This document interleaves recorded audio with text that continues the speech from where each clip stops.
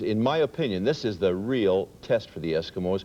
You haven't played all the good teams yet. You played BC, they're a pretty good team, but you haven't played Calgary, and Right. now you're getting a shot at a team that's really on a roll. Matt Dunnigan coming back, does that change your thinking any? Rick Fogey's been going a storm. No, it doesn't change your thinking any. It really doesn't matter who plays. You know, you're going to have a defensive game plan, and you're going to execute it. We didn't know Dunnigan was playing until, you know, like today. So you get ready for the Argonauts. Don't try to get ready for one person because they got too many weapons. Tom, what kind of game do you expect?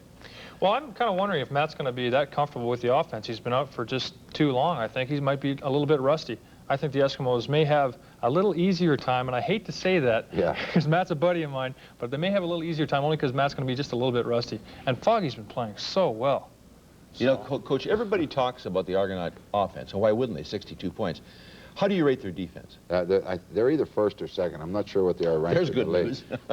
They're an excellent defense. When you look at the defensive secondary, they can take anybody on man coverage and say, we can beat you, you know, with Brazeley and Barry, Wilson and Pleasant. I mean, that's an awful good secondary, and they get good pressure up front. Donnie Moon's been there forever.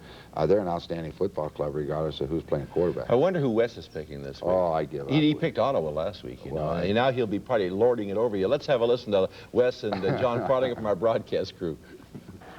Well, gentlemen, this is almost like picking cherries, picking these CFL football games. I must explain the growth here, flying back and forth across the country, chasing the Eskimos last week. I didn't have time to shave. A couple of interesting games coming up on Wednesday. The one right here at Commonwealth Stadium, it should be the biggest crowd by far of the season. And I look for a bit of an upset here. I hate to tell you this, Toronto Argonauts will beat the Eskimos. I think there's only one question mark with the Eskimos this year. It's on defense. And that high-powered Toronto Argonaut team are going to be out after them on Wednesday afternoon. So the Argos, right off the bat, over the Eskimos.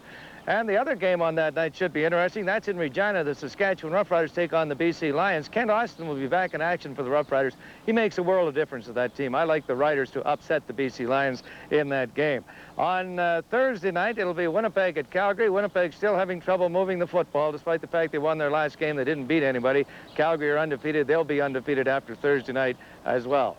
Ron, have I got time for one more play before I give my final prediction? I better run this now in case we run out of time. Ottawa and Hamilton on Saturday night. The Hamilton Tiger Cats looked a little better the other night, but not good enough to beat the Ottawa Rough Riders, who are on a roll with their Italian coach, Joe Faragelli. That's it for this week, gentlemen. All right, week 7 in the CFL. This week we've got BC at Saskatchewan without Ken Austin. Saskatchewan's got a very poor defense. Major Harris isn't going to get there in time to help, and I think BC is going to handle Saskatchewan real easy in that one. Winnipeg at Calgary. Calgary, the best team in the CFL right now at 6-0. Winnipeg has a great defense, but no offense. McManus last week helped, but not enough. He and Burgess have to get bigger offense going.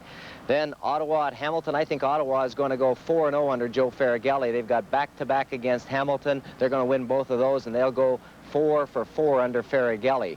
And, of course, the Rocket Wednesday night here in Edmonton. I think I'm going to have to pick Toronto in that one. The reason for my pick is that Edmonton has played the poorer teams in the league. 2 games against Saskatchewan, 2 games against Ottawa, 1 against Hamilton, and 1 against BC. The best team, BC, and they lost. Toronto's got a solid offense and a tough defense. Pick Toronto in that one, and that's week 7 in the CFL. Well, there's a look at how it stands. Montgomery and Farlinger 3 apart. Montgomery picking Ottawa last week, and now both of them hanging their hats on the Toronto Argos, which, what a couple of front runners, eh, Coach? Well, that's fine. They don't have anything else to do. Actually, it's going to be very, very interesting to see what does happen. Tomorrow, of course, we'll be here to watch all of the fire and brimstone. But let's talk briefly, in the time we have left, guys, about all the news that's happening in the league. We've got the Ottawa football team getting new ownership. We hear that the BC has taken on 49% new ownership. They're talking about expanding the league. Things are happening so fast I can't keep up. I worry about expansion, but this new ownership thing, Ron, sounds good. Oh, I think it's great. You know, it's always been such negative news. Anytime something good happens, I'm all for it. Tom? Across the league, everyone's interested. Everyone's talking, thanks to John Candy and company, about football. Now with the new ownership, apparently the guys with the money are also starting to talk about it too. So I really worry about the U.S. expansion news that keeps me talking about. I can't understand an American city ever allowing a league called the Canadian Football League with a limited amount of Americans on a 110-yard field. I just think it would be 1 year before everything went to American and went to minor league. And plus the fact, what player wants to play in Canada when they can play in the States for the same money with a better tax break, Ron? Yeah, I think there's a lot of problems to be overcome before you ever get to that stage. But football is football, and they would like the Canadian League. You'll find that people would really enjoy this because it's a very exciting football, but there are other problems. Yeah, there's the hockey problem, and I'm talking about now the money and the tax laws. But I don't know how long the Americans would put up with the fact they have a limited amount of their own people on the team.